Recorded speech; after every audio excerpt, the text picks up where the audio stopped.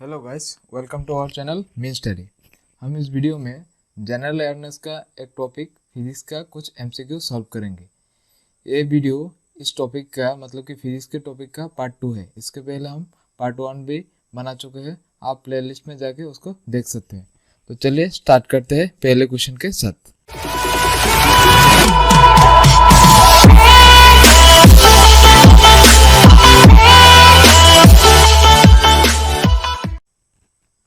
तो पहला क्वेश्चन है, why does water tank appear shallowers when viewed from the top. इस क्वेश्चन का मतलब है, मतलब आप इस पिक्चर में देख सकते हो कि यहाँ पे एक पेंसिल एक ग्लास में डूबा हुआ है। तो पेंसिल का निचला हिस्सा है ये है, लेकिन ये पेंसिल यहाँ पे दिख जा रहा है। तो अगर ऊपर से देखो तो लगता है कि पेंसिल ऊपर आ गया, मतलब कि इसका निचला हिस्सा जो है वो थोड़ा ऊपर आ गया। तो ये किस कारण की वजह से होता है? ये रिफ्रैक्शन के कारण से होता है। तो इसका आंसर होगा रिफ्रैक्शन, ड्यू टू रिफ्रैक्शन। तो चलिए सेकंड क्वेश्चन में जाते हैं। Which among the following determines the pitch of sound.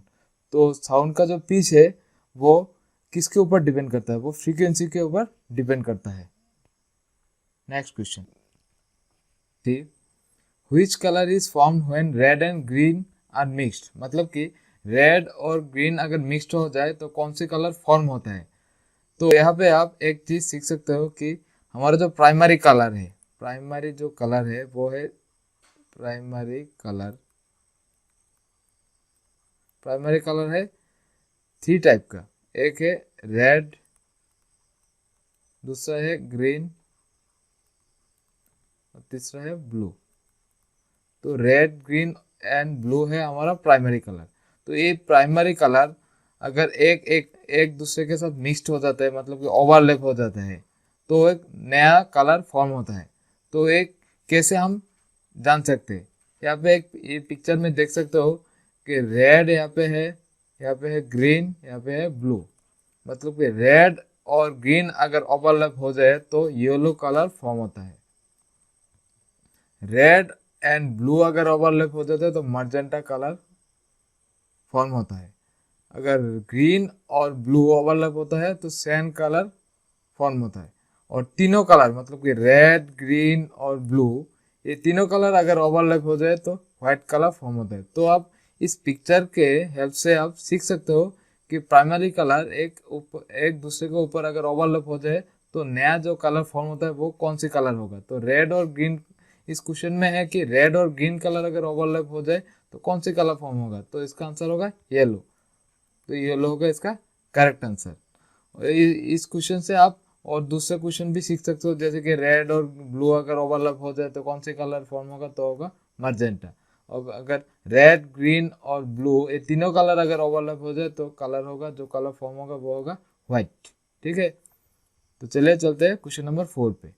Electric motor converts dash energy to mechanical energy.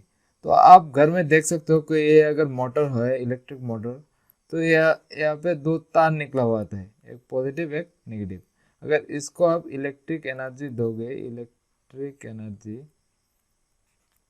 तो यहाँ पे एक फैन लगा हुआ आता है और फैन ऐसे घूमता है। तो फैन घूमता है तो नीचे से ऐसे पानी निकल आता है। तो मतलब कि हम इस पे इनपुट क्या देते हैं? इनपुट देते हैं इलेक्ट्रिकल एनर्जी। तो कन्वर्ट होता है इलेक्ट्रिकल एनर्जी मैकेनिकल एनर्जी पे। तो इसका आंसर होगा electric motor converts dash energy to mechanical energy. तो इसका आंसर होगा electrical energy to mechanical energy. तो हमको इलेक्ट्रिकल एनर्जी इनपुट में देना पड़ता है, तो इसका आंसर होगा इलेक्ट्रिकल एनर्जी। क्वेश्चन नंबर 5, यहाँ पे देख सकते हो कि क्वेश्चन पे है optical fibre works on which of the following principle. तो ऑप्टिकल फाइबर, अब यहाँ पे एक पिक्चर दिया हुआ है ऑप्टिकल फाइबर का, है जो हमारे घर में केबल कनेक्शन में होता है। तो एक ऑप्टिकल फाइबर कौन से लॉ में, मतलब कि कौन सी प्रिंसिपल में काम करता है? तो एक काम करता है टोटल इंटरनल रिफ्लेक्शन में। यहाँ पे एक फिगर है, इस पे देख सकते हो कि एक एलईडी लाइट है, उससे सिग्नल ऐसे निकलता है। तो ऐसे करके ये आउटपुट में आप इसका आउटपुट ले सकते हो। मतलब कि ये एलईडी सिग्नल यहाँ से इनपुट देता है और ये ऑप्टिकल फाइबर के थ्रू यहाँ पे आप इसका आउटपुट देख सकते हो। तो ये जो ऑप्टिकल फाइबर का जो ऑप्टिकल फाइबर में जो सिग्नल है वो टोटल इंटरनल रिफ्लेक्शन के द्वारा वो आउटपुट में मिलता है। तो इसका आंसर होगा टोटल इंटरनल रिफ्लेक्शन। तो next question, which phenomena shows particle nature of light. तो कौन सी फेनोमेना है जो लाइट के जो पार्टिकल नेचर को शो करता है। तो लाइट के जो पार्टिकल नेचर है ये दिखाता है फोटो इलेक्ट्रिक इफेक्ट। यहाँ पे इस पिक्चर में देख सकते हो कि ये एक मेटल बॉडी है, एक मेटल बॉडी है, मेटल बॉडी में ये इलेक्ट्रॉन है। अब आके लाइट रे अगर यहाँ पे पड़ता है तो ये इलेक्ट्रॉन एनर्जाइज होता है और ये बॉडी को, मेटल बॉडी को छोड़ के बाहर निकल आता है। तो ये जो पार्टिकल है, पार्टिकल अगर एनर्जी एब्जॉर्ब करता है तो कहाँ से एनर्जी एब्जॉर्ब करेगा, एक पार्टिकल से एनर्जी एब्जॉर्ब करेगा। तो मतलब कि इस लाइट रे को हम इस फोटो इलेक्ट्रिक इफेक्ट में एक पार्टिकल के हिसाब से हम कंसीडर कर सकते हैं। तो यहाँ पे लाइट रे पार्टिकल के हिसाब से काम करता है, जिसके लिए वो इलेक्ट्रॉन वो लाइट से एनर्जी एब्जॉर्ब करता है और इस बॉडी से बाहर निकल आता है। तो इसको बोलते हैं फोटो इलेक्ट्रॉन और वो पूरा इफेक्ट को बोलते हैं फोटो इलेक्ट्रिक इफेक्ट।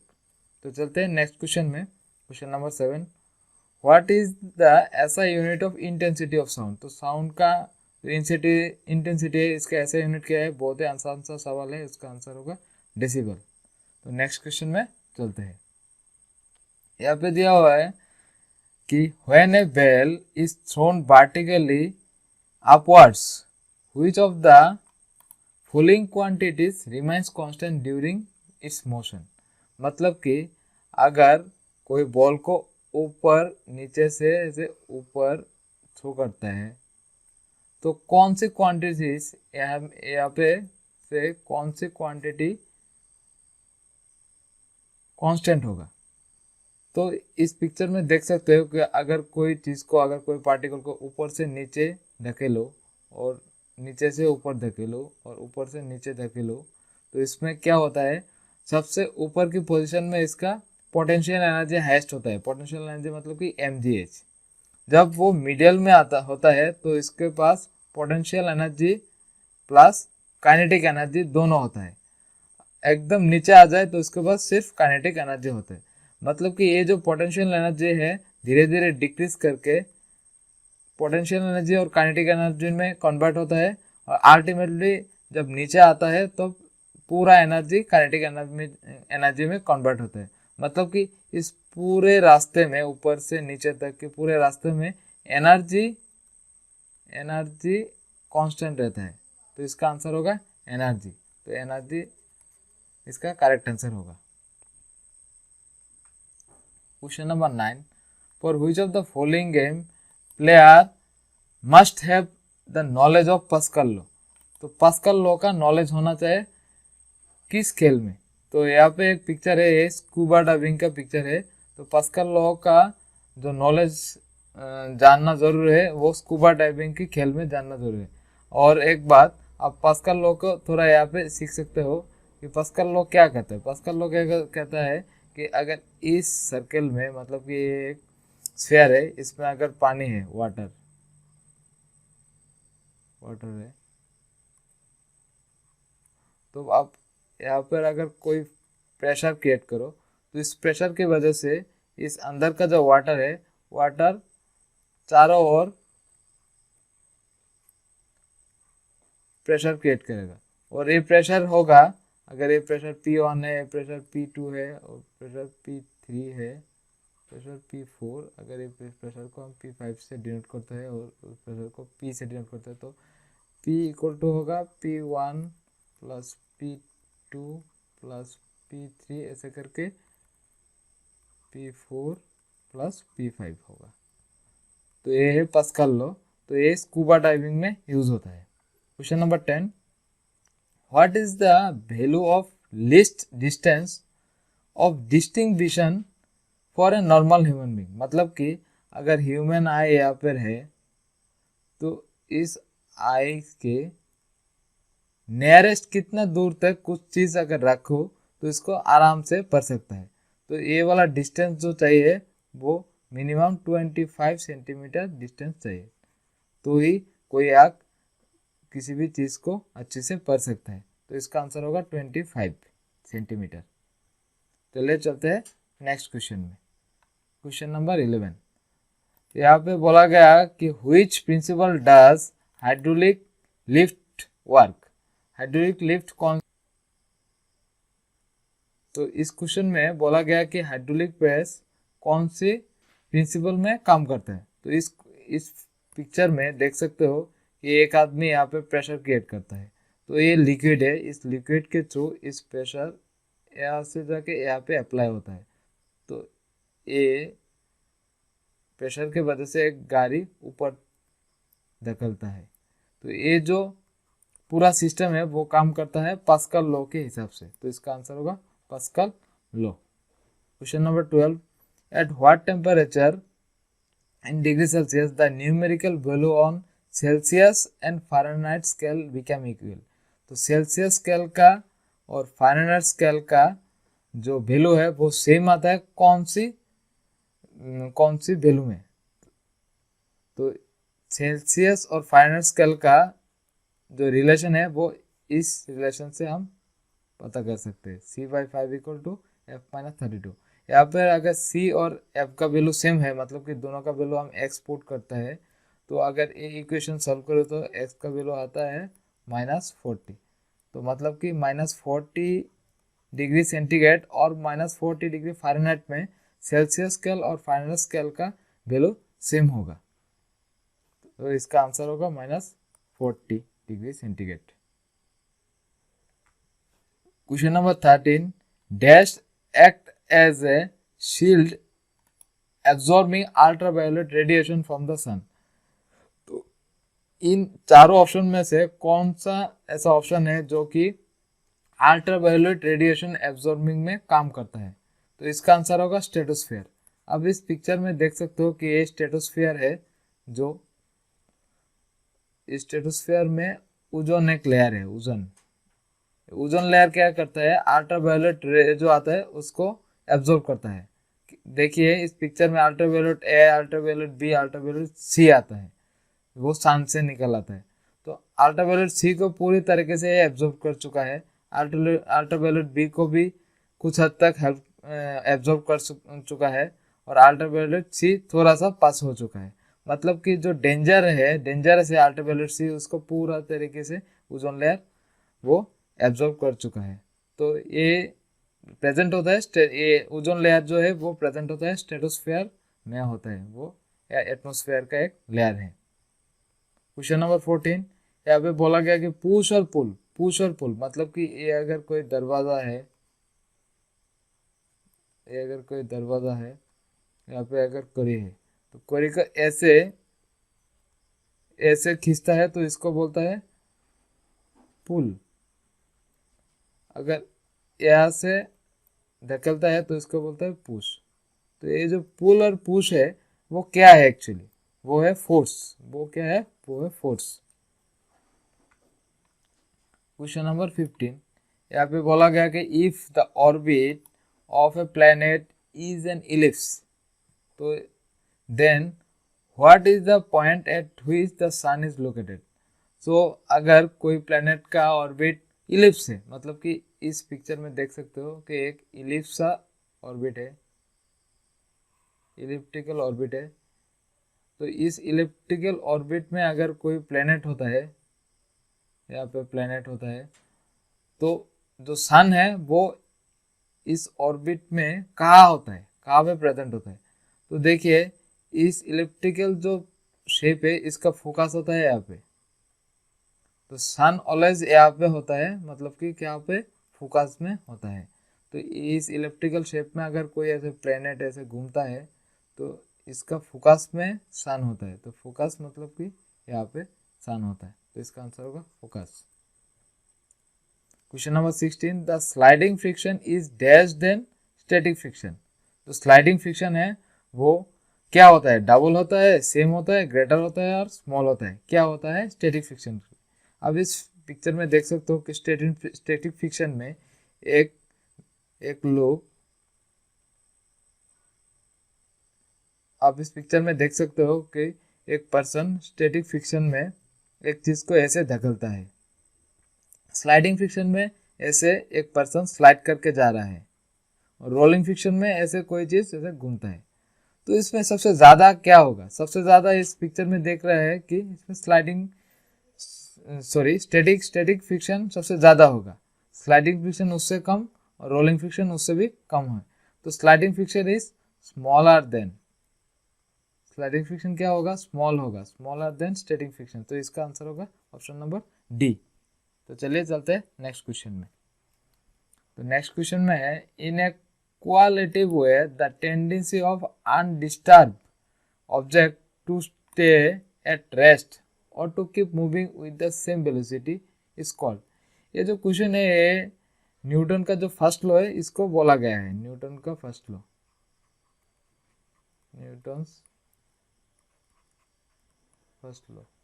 तो फर्स्ट लॉ में क्या बोला है, अगर बाहर से कोई फोर्स अप्लाई नहीं किया हो तो रेस्ट, बॉडी ऑलवेज रेस्ट ही रहता है, और मोशन में अगर कोई बॉडी होता है तो ये मोशन में रहेगा।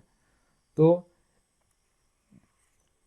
ये जो क्वेश्चन है इसमें बोला गया है कि in a qualitative way the tendency of undisturbed object to stay rest और keep with the same velocity is called. तो इसको क्या बोलते हैं, इसका इनर्शिया बोलते हैं, क्योंकि इनर्शिया की वजह से कोई चीज़ ऐसे रेस्ट में होता है तो रेस्ट में ही रहना चाहता है, अगर कोई मोशन में है तो मोशन में ही रहना चाहता है, ये इनर्शिया की वजह से होता है। तो क्वेश्चन नंबर 18 में चलते हैं। The time taken by pendulum to complete one oscillation is called. तो यहाँ पे एक पेंडुलम का पिक्चर है, इस पोजीशन का आप ए दे सकते हो, इस पोजीशन का बी दे सकते हो। तो अगर पेंडुलम ए पोजीशन में बी पोजीशन, ए पोजीशन से बी पोजीशन में जाता है और घूम के बी पोजीशन से फिर ए पोजीशन में आता है, इसको बोलता है कंप्लीट ऑसिलेशन। तो इस कंप्लीट ऑसिलेशन का क्या बोलते हैं, इस कंप्लीट ऑसिलेशन का बोलता है टाइम पीरियड। ठीक है, तो इसका कोई आंसर होगा टाइम पीरियड। तो लिए नेक्स्ट क्वेश्चन में, the strength of force usually expressed by it's. तो जो फोर्स है उसका स्ट्रेंथ को क्या से हम रिप्रेजेंट करते हैं, क्या से हम एक्सप्रेस करते हैं, इसको आप मैग्नीट्यूड से एक्सप्रेस करते हैं। इसका मैग्नीट्यूड मतलब कि अगर फोर्स है कोई, फोर्स को अगर लिखते हैं 10 न्यूटन, तो ये जो 10 है ये इसका मैग्नीट्यूड होगा। इससे हमको पता चल जाएगा कि फोर्स का जो वैल्यू है वो क्या है, 10 न्यूटन, 20 न्यूटन, उसका मतलब का फोर्स का जो वैल्यू है इसको हमको पता चल जाता है इससे। तो इसको बोलते हैं मैग्नीट्यूड। और डिस्कवर प्रोटॉन, प्रोटॉन किसने डिस्कवर किया, तो इसका आंसर है रदरफोर्ड, ये सबको पता है, इसका आंसर होगा Rutherford. Question number 21, if the speed of an object moving along a straight line is constant, its motion is said to be. तो अगर कोई भी ऑब्जेक्ट अगर कोई स्ट्रेट लाइन में, कोई ऑब्जेक्ट का जो मोशन है वो स्ट्रेट लाइन में मूव कर रहा है विथ कांस्टेंट स्पीड, तो इसको बोलते हैं हम यूनिफॉर्म स्पीड, यूनिफॉर्म स्पीड बोलते हैं इसको। तो ये दो क्वेश्चन इस वीडियो का लास्ट क्वेश्चन है, तो इसको देख लीजिए। तो क्वेश्चन नंबर 20 में क्या बोला है कि which of the following pair is incorrect, यहाँ में से कौन से पेयर इनकरेक्ट है। मतलब कि पहला जो पेयर है इसको बोलते हैं परसेंट, परसेक का जो यूनिट है वो डिस्टेंस है, वो करेक्ट है। बैरल, बैरल जो है वो लिक्विड का एक, बैरल जो है वो लिक्विड का एक यूनिट है, वो भी करेक्ट है। लाइट ईयर, लाइट ईयर यहाँ पे दिया हुआ है कि टाइम का यूनिट है, नहीं, लाइट ईयर है डिस्टेंस का यूनिट, डिस्टेंस का यूनिट है लाइट ईयर, मतलब कि ये गलत दिया हुआ है। तो ओनली 3 इसका करेक्ट आंसर होगा। Question number 23, if the mass of an object is 60 kg, what will be its weight on the moon। तो अगर कोई भी ऑब्जेक्ट का मास है 60 kg, तो इसका जो वेट है वो मून में क्या होगा। तो पहले हमको इसका वेट जो है वो अर्थ में पता करना पड़ेगा, अर्थ में। तो अर्थ में इसका वेट पता करते हैं, अर्थ में WARTH वेट। वेट जो है अर्थ में क्या होता है, तो वेट का फॉर्मूला है m/g। m का मतलब है मास, g का मतलब क्या है, एक्सेलरेशन। तो मास है इसका 60, तो लिखते हैं 60 इंटू जी। जी है अर्थ में, जी का वैल्यू है 9.8 न्यूटन। तो अर्थ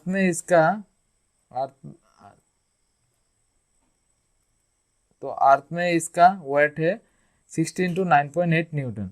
तो मून में इसका वेट क्या होगा, तो मून में इसका वेट होगा 1/6, क्योंकि हम सबको पता है कि अर्थ में अगर कोई चीज़ का वेट जितना भी है, मून में जाके उसका वेट 1/6 होता है। तो यहाँ पे 6 से 60 को काटता हो तो मिलता है 10, तो 10 इंटू 9.8 इसका मतलब है 98 न्यूटन। तो मून में इसका वेट होगा 98 न्यूटन। तो ऑप्शन सी होगा इसका correct answer. So thank you guys, thank you for watching this video. Please subscribe our channel.